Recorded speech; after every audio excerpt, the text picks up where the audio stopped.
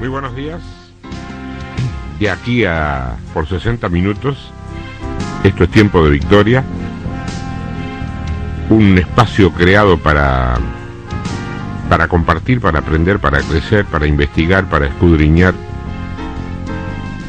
para reflotar y refrescarnos con la palabra de Dios. Mira, no es mi intención en esta mañana hablar de lo que Dios hizo ayer, y mucho menos especular, de acuerdo con giros históricos, sobre lo que Dios hará mañana. Dios es soberano y creador. Quiero hablar de lo que Dios está haciendo hoy y de lo que Él quiere que nosotros seamos.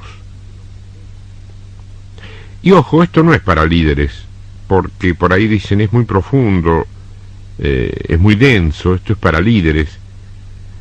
El cuento y el invento de los líderes, en lo que se refiere a la recepción de la palabra, es una cuestión que se nos ocurrió a nosotros. Todo el pueblo tiene que tener conocimiento, ser sabio en la palabra. Somos todos ministros competentes y este es un pueblo de reyes y sacerdotes, ¿o no? Esto es para todo aquel que desee recibir palabra fresca, renovada, activa, potente, efectiva y fundamentalmente actual. Es en este nivel, o por lo menos subiendo en este nivel, donde cada uno de nosotros tiene que vivir. El título del mensaje del estudio de esta mañana es Cambio de Orden. Cambio de orden. Y pese a que tiene un desarrollo, los armo así para que no estés obligada a una prosecución, digamos que te tenga que enganchar con otro y demás. Los armo como para que cada uno sea aprovechado en lo individual. Pero Cambio de Orden, el de hoy, es la continuación del que se dio el sábado pasado, no, el anterior, el sacerdocio del siglo XXI. Estos son mensajes que forman parte de un estudio muy largo, muy completo,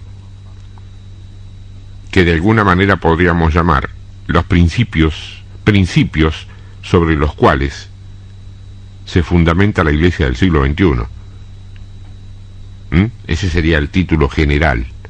Y después, cada uno de estos estudios tiene un punto, un comienzo, un desarrollo, te va a dejar algo, palabras seguramente, pero si pudieras grabarlos o tenerlos de alguna manera, reservando la copia aquí como vos te parezca, a todos te haría un contexto que te permitiría estudiarlo muy a fondo y tener ahí sí una visión muy clara de cuáles son los principios en los cuales se va a sustentar la Iglesia del siglo XXI, les guste a los hombres o no.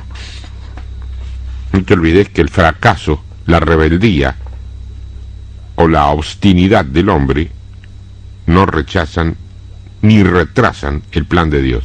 El plan de Dios se va a cumplir. Arrancamos esta mañana con el Salmo 90. Salmo 90, comenzando desde el verso 1. Dice así: Señor, tú nos has sido refugio de generación en generación.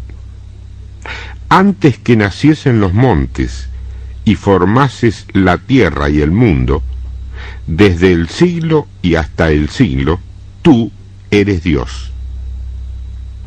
Pensé un poquito.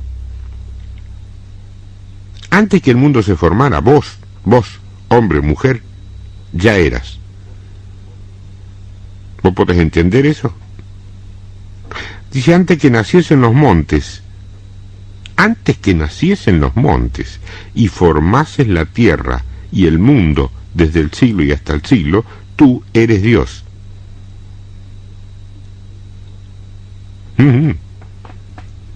Verso 3.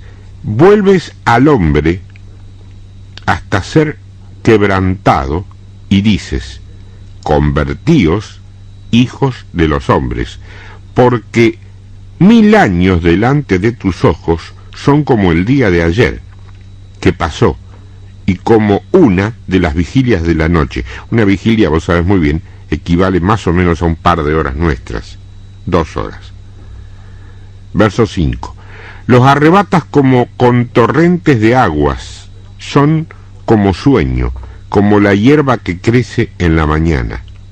En la mañana florece y crece, a la tarde es cortada y se seca. Porque con tu furor somos consumidos y con tu ira somos turbados. Pusiste nuestras maldades delante de ti, nuestros yerros a la luz de tu rostro, porque todos nuestros días declinan a causa de tu ira, acabamos nuestros años como un pensamiento.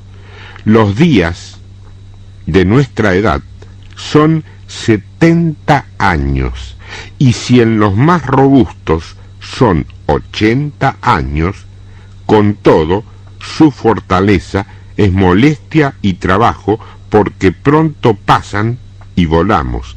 ¿Quién conoce el poder de tu ira y tu indignación, según que debes ser temido? Enséñanos de tal modo a contar nuestros días, que traigamos al corazón sabiduría. Hasta allí. Lo primero que tenemos que ver es que tenemos que aprender a contar nuestros días. Aquí se ven dos cosas. Primero, la eternidad de Dios, algo muy difícil, complejo de entender con nuestra mente finita. Génesis 21:33 dice que Dios es aquel que es eterno. Dios no necesita tiempo para ser expresado. Él es expresado desde antes que exista la materia. Él es. Dios es absoluto, no tiene contraparte. No puedo decir acá está Dios y enfrente no tiene contraparte. Dios está donde está por sí solo. Contrariamente, fíjate vos, a lo que muy superficial y someramente acostumbramos a decir y a enseñar, Dios no tiene enemigos. Satanás no es enemigo de Dios. Dios no tiene problema con Satanás. Dios creó a Satanás. Por lo tanto, Satanás está sujeto a Dios. El hombre tiene problema con Satanás, porque no está sujeto a Dios. ¿Te das cuenta? Dios es absoluto.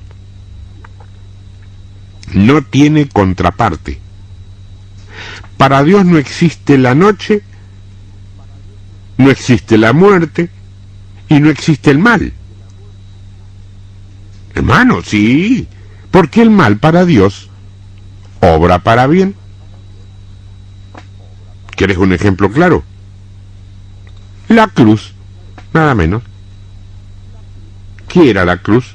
Maldito el que cuelga de un madero. La cruz era un símbolo de bendición, independientemente que nosotros lo utilicemos o no. ¿Vos andarías con una cadenita con un elemento de maldición colgado? ¿Qué quiere decir? Que Dios cambió, con el simple paso de Jesús por la cruz, un símbolo de maldición en bendición. El problema es que nosotros no estamos en la misma dimensión que Dios. Es más, creemos que Dios está muy lejos nuestro. Y que es casi, ¿qué te digo?, imposible llegar a, no sé, no aquí al trono, ni a la mesa de entrada del cielo, ni siquiera a mesa de entrada a pedir una entrevista. Pero eso pensamos nosotros. Dios tiene las puertas de su trono abiertas para que cada hijo suyo entre al trono con total y absoluta confianza. El que no se atreve a entrar es el hijo. A veces porque, como se dice en el campo, tiene cola de paja. Sabe que está en un pifi de aquello, entonces dice, yo no puedo entrar ahí, así. Voy a esperar, me voy a limpiar y después voy a entrar. Pasa 50 años hasta que se limpia.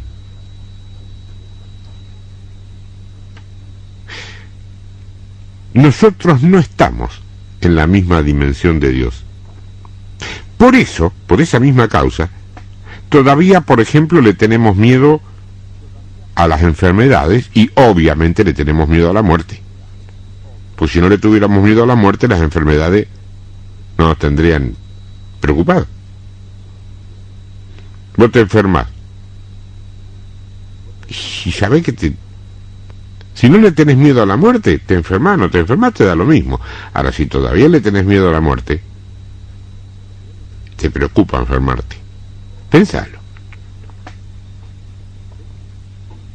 Estas cosas nos limitan y además nos sacan la vida abundante prometida. Ahora, cuando entras en el mundo, en la dimensión espiritual de la que estamos hablando, hasta el mal obra para bien. Pero eso es más allá del velo, ese velo que rasgó Jesús, el velo de la muerte, no de este lado del velo. De este lado del velo, el mal te mata. Te mata espiritualmente, te mata anímicamente y te mata físicamente también en una de esas. Segundo, la vida del hombre, hermano, no comienza con su nacimiento como muchos creemos. Si tomás la palabra, y nosotros creo que tenemos que tener la palabra como base, la vida del hombre comienza desde antes de la fundación del mundo. ¿O no dice eso? Un reino sacerdotal. Un reino de reyes y sacerdotes. Pero no una cosa y la otra. Sacerdotes con la función de los reyes, unidas en un solo hombre. Esto es poderosísimo, ¿eh? Y nunca existente en la Biblia. Solamente unos pocos hombres lograron traer esta tipología. Los más fracasaron en el intento. ¿Quiénes fracasaron? Y yo me acuerdo de Usías, un rey que dijo, sí, yo mando acá, entonces yo mañana una patada en el trasero al sacerdote y yo voy a oficiar el sacerdote. Si yo soy el rey, hago lo que me da la gana. Le vino la lepra, se murió leproso, no llegó a ser sacerdote y tampoco pudo ser rey. Y el otro es Saúl. Perdió el reinado por intentar. Cuando intentaron unir realeza con sacerdocio, sin estar bajo el propósito de Dios, Dios les quitó el reino y el sacerdocio también. Y además murieron. Ahora, en este tiempo, Dios no reconoce liderazgos que no tengan estas condiciones divinas operando dentro de sí. ¿Qué es? Gobierno y sacerdocio. Esto era precisamente el tema fundamental del primer estudio, sacerdocio del siglo XXI. Gobierno y sacerdocio. ¿Por qué? Linaje escogido. ¿Qué más? Pueblo elegido por Dios. No es esa cosa romántica, medio carismática que anda por ahí diciendo solamente que Cristo te ama. Te ama. Esto es cierto. Es verdad. Pero es una verdad parcial. No podemos presentar a un Cristo que solamente te ama. Es verdad, te ama, pero es parcial, es más. Es una figura muy limitada del Señor.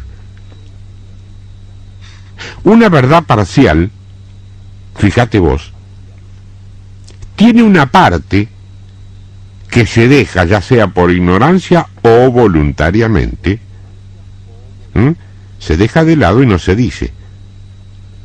Y si una verdad parcial tiene una parte que se deja de lado y no se dice, ¿qué es? Toda verdad que no se dice conociéndola equivale a mentira disimulada, pero mentira al fin. ¿No te estás dando cuenta de lo que te estoy diciendo? Hermano, ¿usted quiere decir que a mí desde algún púlpito me han mentido? Y por ignorancia sí puede ser. Yo mismo te puedo haber mentido por ignorancia en otro tiempo. Y cuando es voluntario, Dios los bendiga. Cuando es interesado por algo que convenga a un sector determinado, a una denominación, Dios tenga misericordia. No tengo otra cosa para decir. Real sacerdocio. Cuerpo de Cristo. Según el orden de Melquisedec. Que como ya hemos visto y vamos a seguir viendo, es un orden de eternidad. No es un orden externo. Ese era el Levítico. Se ocupaba de las mitras, las túnicas, los trapos, los palos. El orden de Melquisedec es un orden interno. Y Jesús, Cristo, es sumo sacerdote según el orden de Melquisedec. Cuando hay una reforma, y esta es tiempo de reforma, cuando hay una reforma, hay un cambio. Y cuando hay un cambio, este cambio incluye iglesia y sacerdocio. No puede cambiar una cosa así y la otra no. No puede cambiar todo en iglesia, pasar No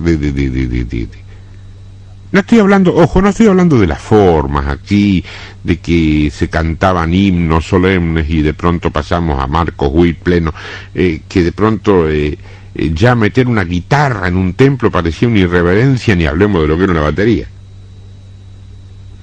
Que ahora metemos batería, timbales, qué sé yo, maraca, lo que venga. Bueno, pero no se trata de eso. Lo incluye de pronto, pero no se trata de eso. Se trata de un cambio de mentalidad, porque si la mentalidad sigue siendo la misma mentalidad religiosa de antes, vos podés tener el barullo que vos quieras y no hay presencia. Y te voy diciendo, la razón que los cristianos tenemos para congregarnos es estar en el marco de la presencia de Dios. Si en un lugar no está la presencia de Dios, no hay ningún motivo para congregarse.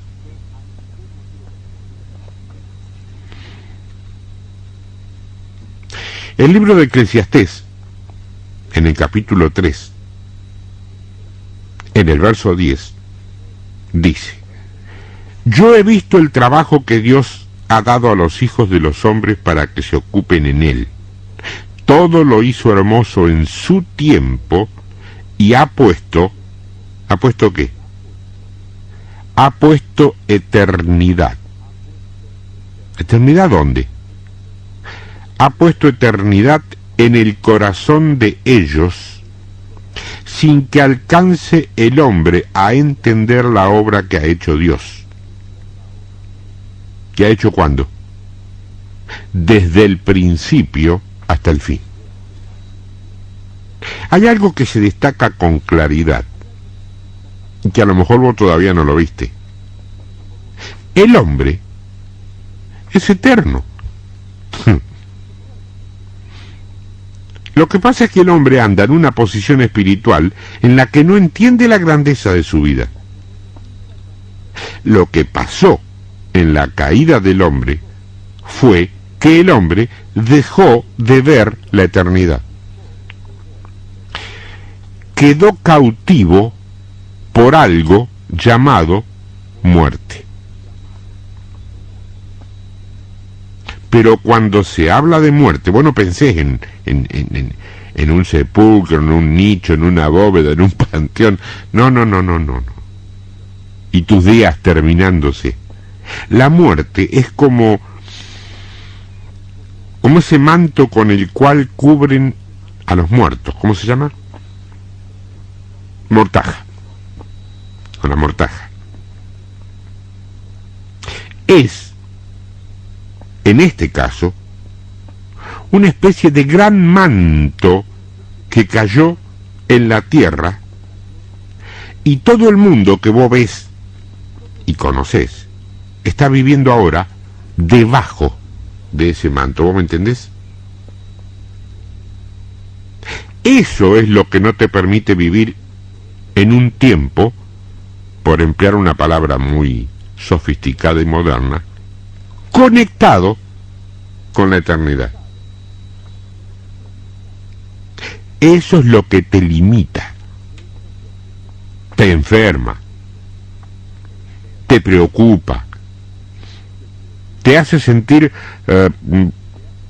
incapaz e imposibilitado. Todo por causa de ese algo llamado muerte. Muerte, a ver si lo podés discernir. Muerte no es simplemente que tus órganos vitales dejen de funcionar o cesen de funcionar. Muerte es el ámbito de pensamiento supremo para el hombre que no ha penetrado el velo, ese velo que rasgó Jesús. Y ahí vamos, Ojo, yo no estoy hablando del cielo, Estoy hablando de vivir en eternidad acá en la tierra. Nueva era, no, para entender. Nueva era dice que todos somos Dios, yo no te digo eso. Yo lo que te digo es que te dejes llenar de Dios. Es muy distinto. Cristo lo hizo, donde la muerte no tenía dominio sobre él. Y ojo, lo hizo como hombre en semejanza a nosotros. Ah, pero Cristo nació de María, no te confundas, Cristo vino de Dios, el que nació de María fue Jesús. Cuidado, no te confundas.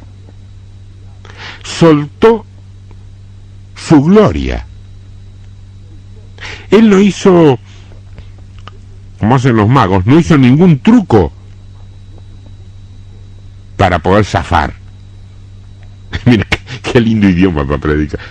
Claro, él no hizo ningún truco divino para poder zafar de la cruz o de lo... No. Lo hizo a puro Espíritu Santo, igual que vos. O sea, igual que vos podés hacerlo. Y lo hizo. Ahora, si él llegaba a utilizar cualquier truco divino, no era legal. Lo tenía que hacer como hombre para que fuera legal. ¿Lo hizo o no? ¿Estás escuchándome con alguien? Decirle que tenía al lado gloria a Dios porque lo hizo. Si no, no estábamos hablando de esto, Cuando un hombre comienza a ver con claridad, yo diría con la claridad de Dios, la eternidad, no hay muerte que lo contenga. Fíjate que eso fue lo que le pasó a Enoc. Cuando alguien comienza a decodificar los principios de la inmortalidad, no hay muerte que lo atormente. La vida se vive conforme al entendimiento que se posee. Ahí está. En la carta a los Romanos capítulo 5, verso 10, Pablo dice: porque si siendo enemigos fuimos reconciliados con Dios por la muerte de su Hijo, mucho más estando reconciliados, seremos salvos por su vida. Y no solo esto, sino que también nos gloriamos en Dios por el Señor nuestro Jesucristo, por quien hemos recibido ahora la reconciliación. Por tanto, como el pecado entró en el mundo por un hombre, y pensar que nosotros decimos que Lucifer pecó primero, y por el pecado la muerte, así la muerte pasó a todos los hombres, por cuanto todos pecaron. Acá te dice que la muerte pasó a todos los hombres, y eso es como un manto de limitación que el hombre tiene si no puede sacar los ojos de lo natural. Una mentalidad que no tiene poder de romper, de rompimiento. Nos limitamos culturalmente, por barreras de idiomas, nos limitamos por economía, también nos limitamos por autoestima, por conocimientos, por enfermedades. Nos limitamos y nos limitamos cada día hasta que un día dejamos de ser. A ver si se te aclara el tema. La palabra eternidad de la que estamos hablando en el original es la palabra aulan, con doble U, A-U-U-L-A-N, aulan, y significa, mira vos, vida perpetua. Otra implicación es tiempo indefinido, o sea, vivir más allá de la restricción del tiempo. Jesucristo, sumo sacerdote según el orden de Melquisedec, es relativo y compatible a todos los tiempos, pero es leal a la eternidad. ¿Vos me entendés lo que estoy hablando? Ahora bien, vamos a la realidad. Cuando todo está enfocado al tiempo cronológico, el tiempo de tu relojito, se forman especies de quintitas, de campamentos, de áreas muy privadas, privadísimas. ¿Viste cuando uno quiere exagerar algo tipo Chavo? Privadísimas. ¿Vos sabías que el tabernáculo recibió los nombres de los hombres? Atrio, lugar santo, y como ya no tenían otro nombre que significara más santidad, Dios es santo. Chao, punto. No le busquemos más. Pero como había que ponerle un nombre más santo, santísimo. Y menos mal que no tuvo un cuarto lugar el tabernáculo, porque si no hubiera aparecido algún escriba, algún fariseo ahí que le hubiera puesto santísimo. Dios es santo, punto. No le busquemos más allá. El resto es de hombres que quieren hacer las cosas mejores que Dios, y así nos va también. Ya Dios lo hizo todo. Lo único que tenemos que hacer es obedecer. ¿Obedeceremos o no? ¿Qué te diría? Cuando cambia el tiempo, vos no podés cambiar porque mantenés lealtad al tiempo en el cual vivís. El orden de Melquisedec al cual está sujeto Cristo, y por ende el cuerpo de Cristo, y por ende la iglesia, y si vos vas a una, vos sos iglesia, vos sos cuerpo, el cuerpo de Cristo, el cual está sujeto, es relativo a los tiempos. Se adapta a cada tiempo, pero es leal a la eternidad. Por eso tiene que haber una reforma en la iglesia, porque hay mucha gente leal al tiempo. Tenés que ser leal, sí, pero leal al propósito eterno, no a los tiempos cronológicos. Leal a Dios, el cual no deja de moverse, no a una verdad, o a lo que crees que es una verdad, no a una organización, mucho menos a un hombre, y menos si este hombre tampoco tiene lealtad con la eternidad.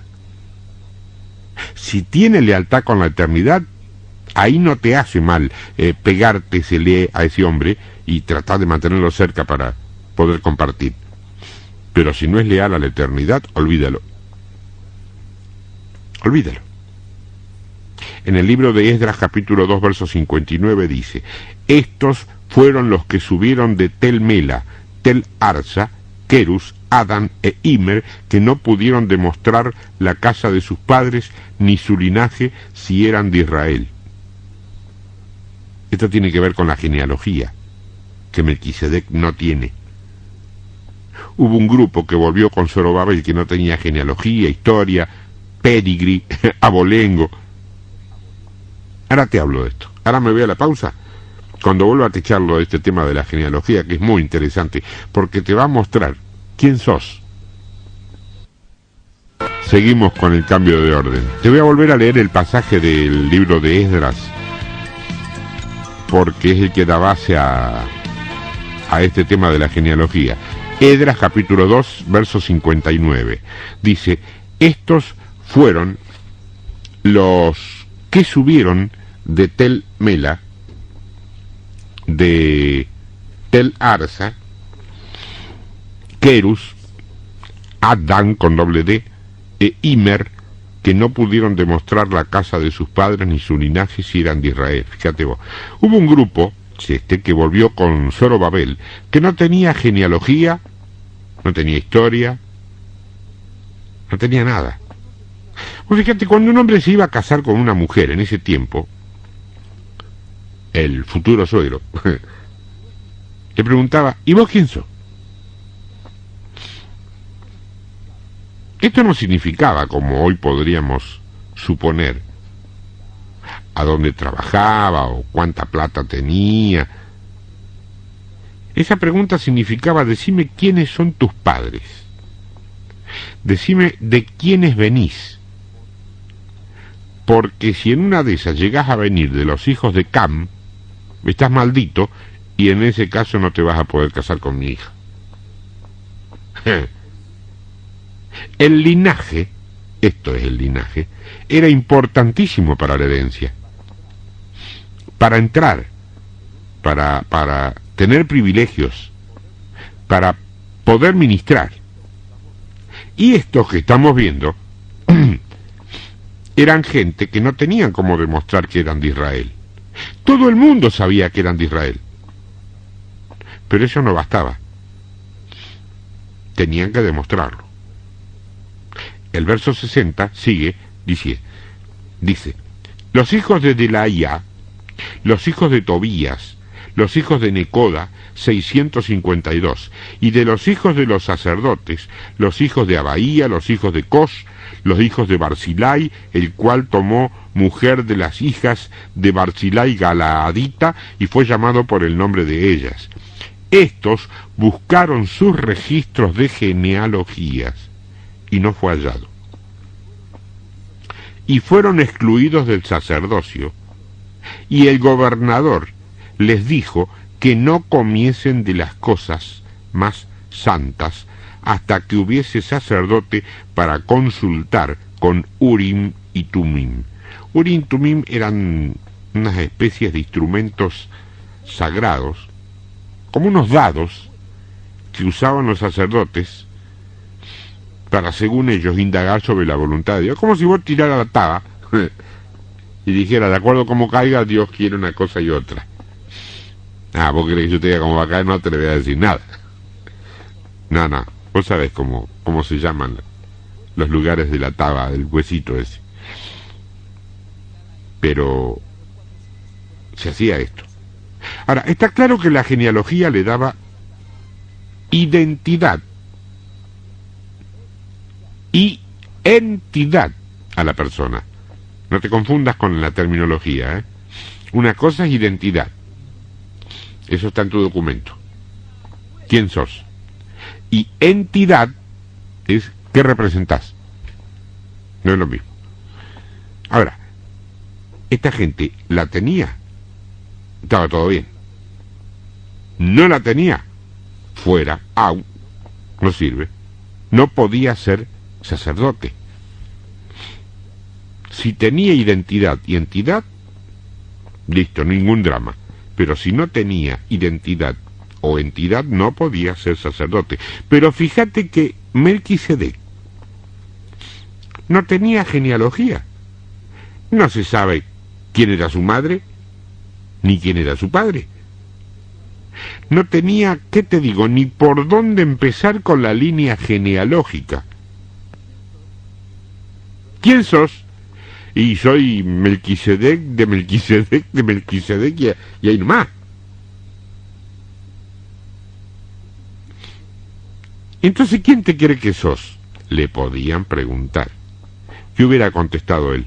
No sé quién soy, pero tu papá Abraham me dio los diezmos de todo a mí. Acordate de eso. Esto es vivir en la tierra, pero estar conectado con la eternidad. Melquisedec, la línea sigue en Cristo, la línea termina en la iglesia. ¿La iglesia funciona según el orden de Melquisedec o todavía está en el Levítico o, lo que es peor, en el orden de Aarón? ¿Sabe cuál es el orden de Aarón? El orden de familia. Aarón sacerdote, los hijos sacerdotes, los nietos sacerdotes. El pastor se jubila y se retira y queda su hijo a cargo. Y cuando su hijo se pone viejo queda el nieto. ¿Quién dijo eso? ¿El pastorado es un clan? No es un clan, es una decisión de Dios, es un ministerio de Dios. No me peguen, la Biblia dice eso, no yo. En la carta a los Hebreos, capítulo 6, verso 20,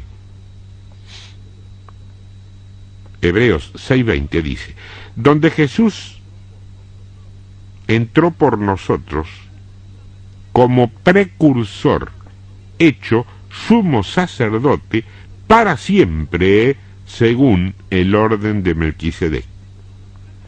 Ojo, no te olvides, cuando Jesús rompe el velo, ese velo llamado muerte, entra como precursor. ¿Qué quiere decir? Precursor. Uno que entra para dejar la puerta abierta para que detrás de él entren todos los que quieran. Precursor. ¿Te das cuenta de lo que te digo? Ahora dice, hecho sumo sacerdote para siempre, según el orden de Melquisedec. Esta palabra, o estas dos palabras aquí, para siempre, en el original es la palabra eion, E-I latina O-N, eion. Ei significa relativo a, y la terminología final, ion, I-O-N, tiene dos significados. Uno es tiempo o período específico, y otro es la edad eterna. Entonces, si se unen estas dos palabritas hebreas, eion, el significado literal o real sería alguien relativo al tiempo, pero fijo en la eternidad. Eso significa para siempre. Alguien relativo al tiempo, hoy, pero fijo en la eternidad. Vos vivís 1998, pero tenés mentalidad cielo. El problema es si no tenés mentalidad cielo. Un poquito más adelante, en el capítulo 7, verso 1 de la carta a los Hebreos, leemos más.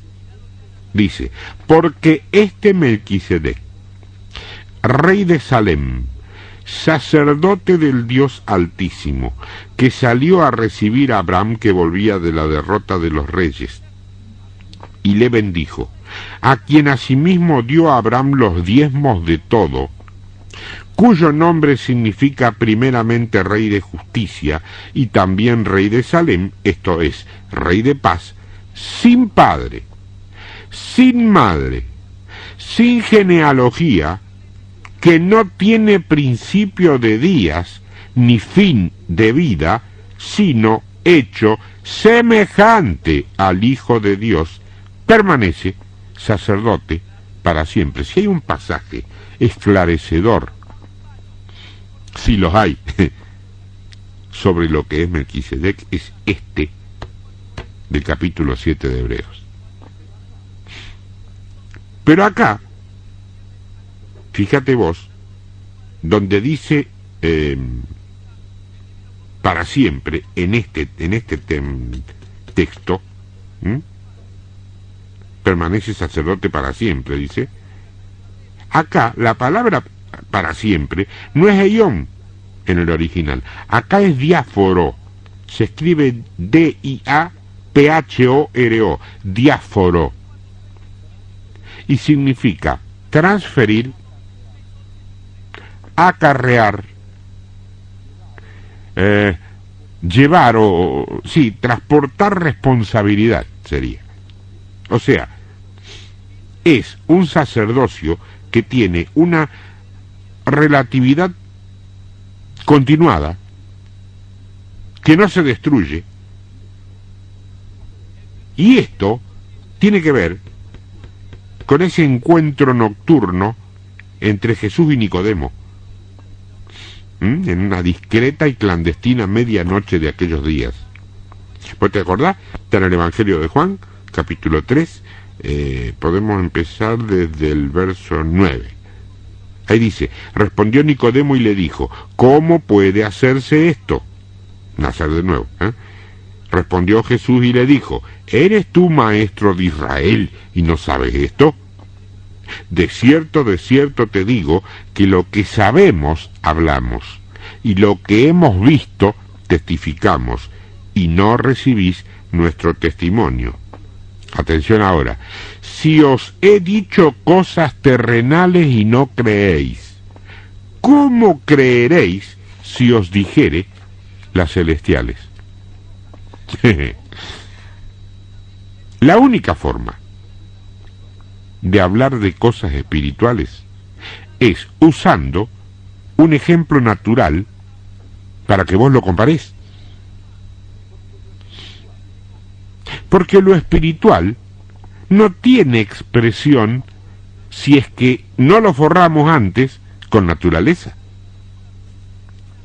El espíritu no se ve si no tiene un cuerpo. Todo espíritu necesita un cuerpo.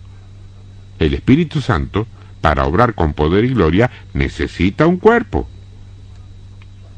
Pero un espíritu maligno también necesita un cuerpo. Por eso hay gente tan... No son ellos, es lo que llevan. Pero claro, no hay que sacar a patadas a ellos, hay que sacar a patadas lo que llevan. Pero lo natural es solamente una cáscara que contiene en su interior a la verdad, no la verdad. Nadie que viva en lo natural puede prevalecer. Esto te lo querría repetir, si es posible grabártelo y pasártelo permanentemente. Nadie que vive en lo natural prevalece. Nadie que vive en lo natural vence. Nadie que vive con los ojos puestos en lo material tiene victoria. Porque todo sucede primero en el mundo espiritual, después en lo natural. El mundo le otorga un gran valor a un elemento natural que se llama experiencia, ¿sí? Empleados con experiencia. Inútil presentarse sin experiencia, no es para que vayan inútil. Bueno, viste que se pide experiencia. Las chicas se deslumbran con la experiencia del señor mayor que conocen, se no arman cada lío después, se arruinan la vida por eso. Ahora, fíjate vos, el que vive por experiencia en esto del mundo espiritual siempre pierde, o siempre llega tarde, porque para que haya experiencia, algo le tiene que haber tenido que pasar antes. Viviendo por el espíritu, hermana, hermano, ese paso se evita. Se obvia, te diría. Vos no tenés que pegarte un golpe para decir, ay, buba, no lo hago más. No. Si te dejás guiar por el espíritu, te evitas el golpe. Oíme,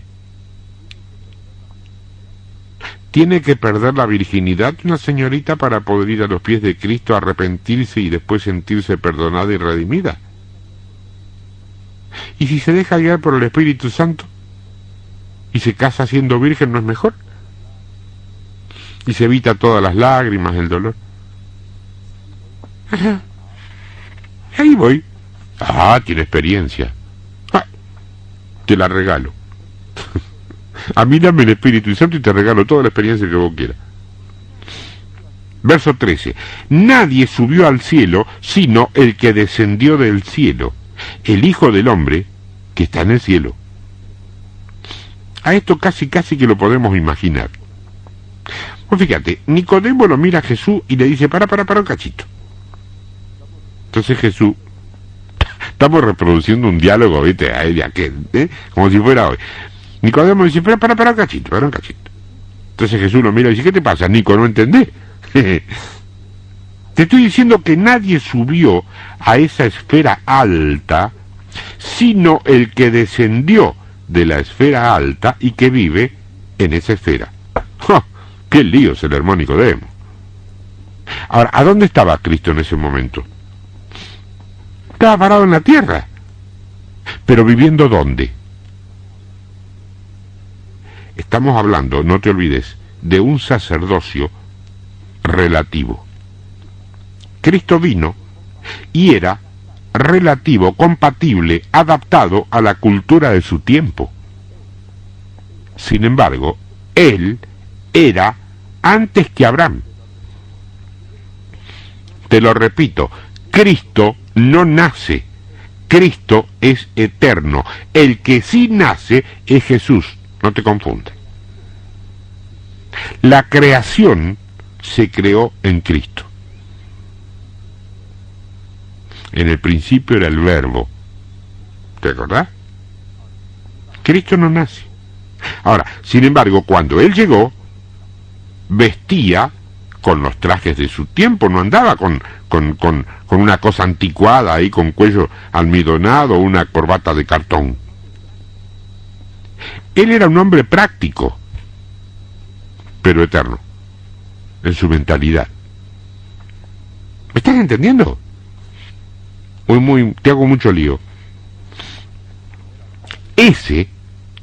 Ahora viene la parte donde el muchacho mata a la chica.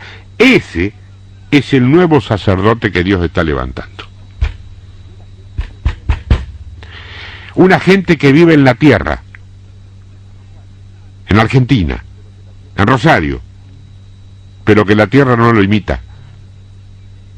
No lo limita la tierra. El orden de Melquisedec. Vive en la Argentina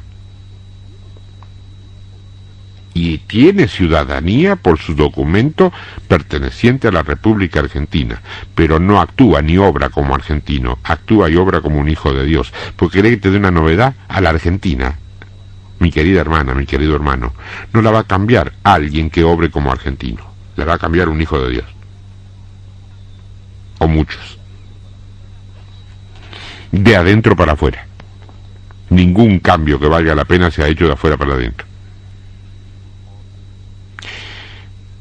Orden de Melquisedec. En el capítulo 7 de la carta a los Hebreos, verso 11, dice: si pues la perfección fuera por el sacerdocio levítico, porque bajo él recibió el pueblo la ley, ¿qué necesidad habría aún de que se levantase otro sacerdote según el orden de Melquisedec y que no fuese llamado según el orden de Aarón? Vamos a aclarar este concepto. Acá te dice que si la perfección hubiera venido por el sacerdocio levítico, que te lo vuelvo a repetir, era un sacerdocio externo, que se ocupaba de lo externo, los mantos, las mitras, las bartolas, qué sé yo, todo ese lío que vos ves ahí. Tenés un libro de Levítico completo para... Bueno, si la perfección hubiese venido por ese sacerdocio, no hubiera habido necesidad de otro sacerdocio. El interno, el real, o sea, el de Melquisedec. Esto significa dos cosas. Lo que mostramos, número uno, o sea, lo externo, las formas, los ritos, las costumbres, las tradiciones, los métodos, las doctrinas, los dogmas, los pragmatismos, no perfeccionan a nadie.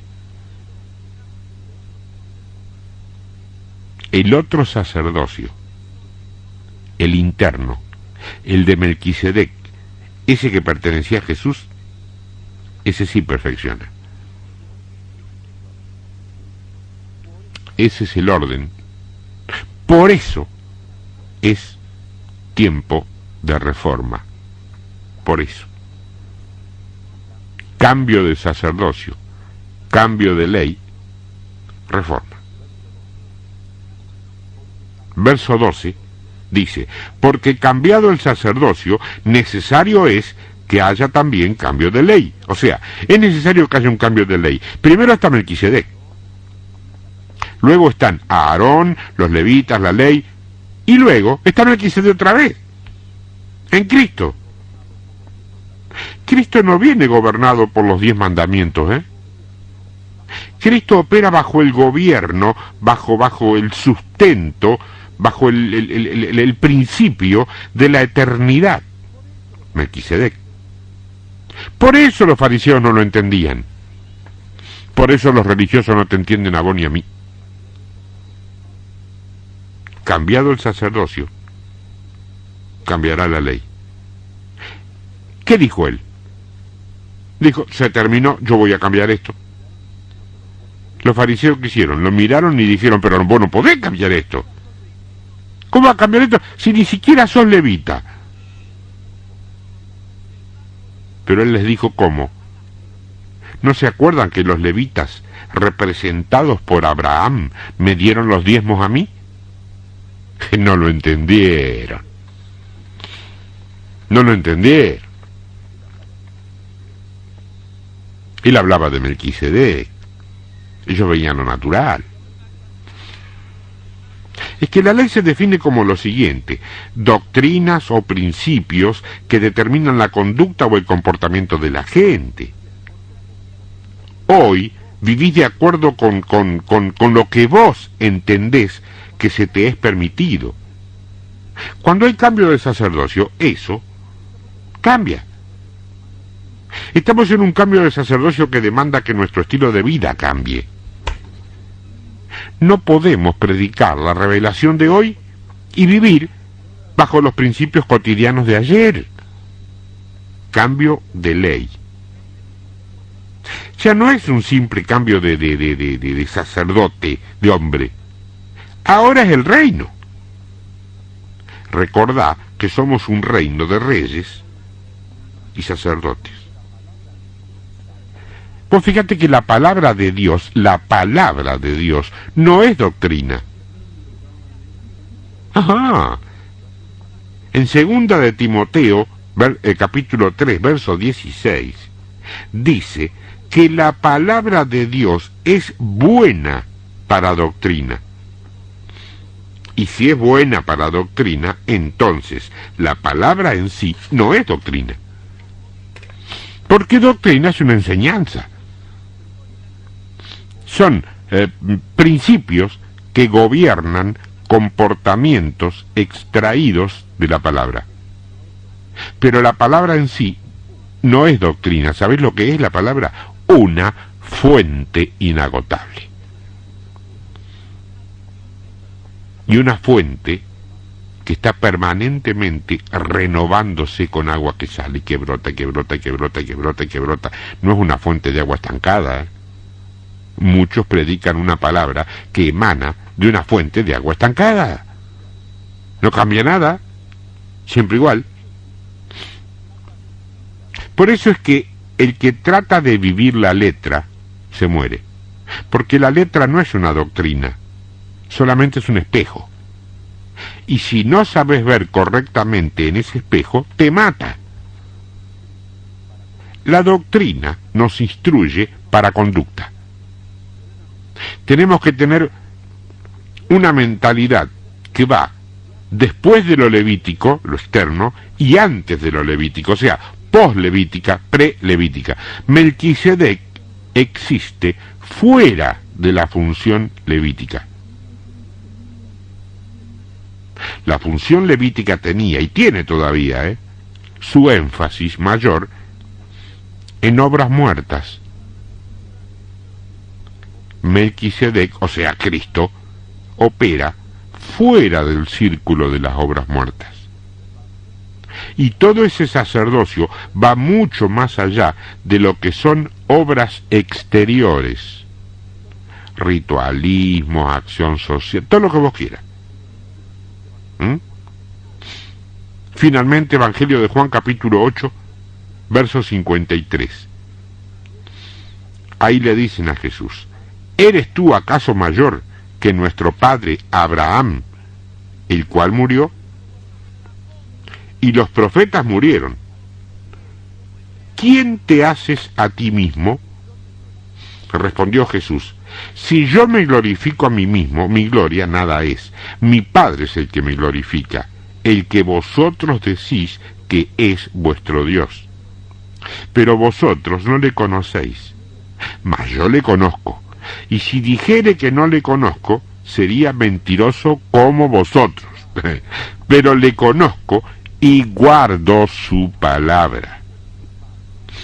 Abraham, vuestro padre, se gozó de que había de ver mi día, y lo vio y se gozó.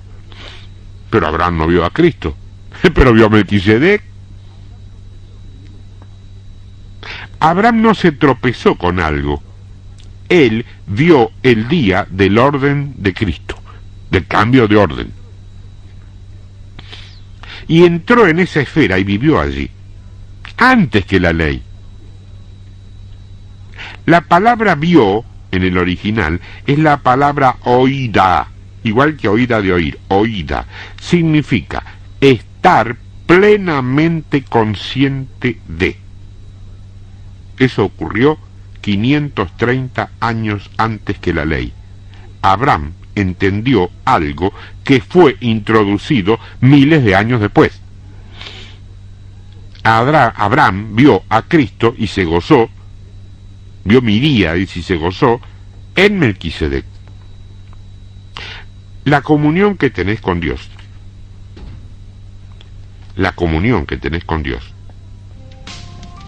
nace de tu entendimiento.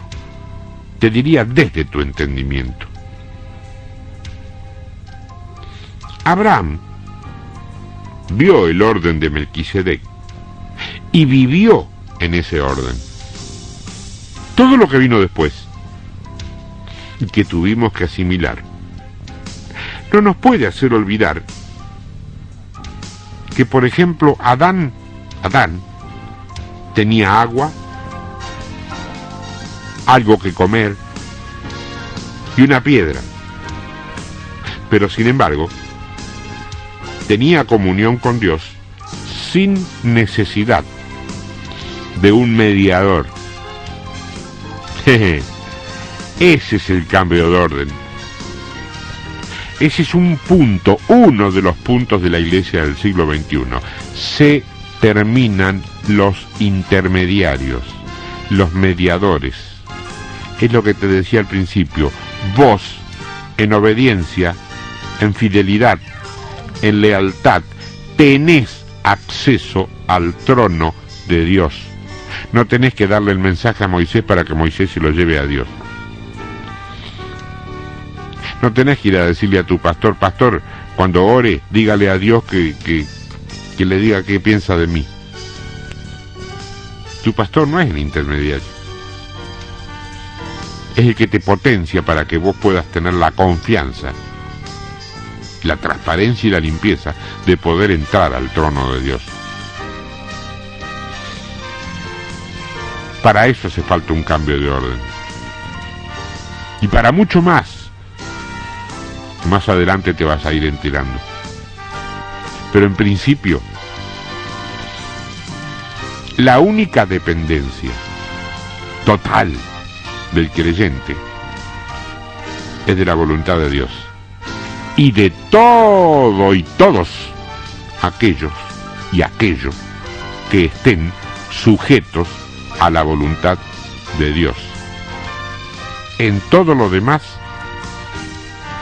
no va, porque cualquier cosa que no esté sujeta a la voluntad de Dios significa esclavitud.